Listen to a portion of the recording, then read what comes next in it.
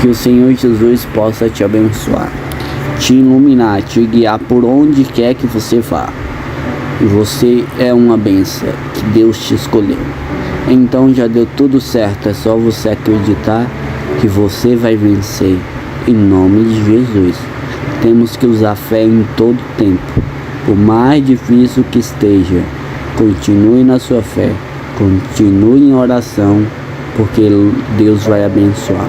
Pode ter certeza, Deus, Ele é contigo. Então você já venceu a batalha, já venceu o gigante, os desafios da vida.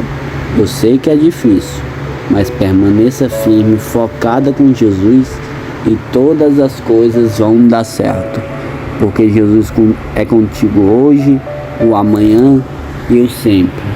Você nunca estará sozinho. Entenda isso em nome de Jesus.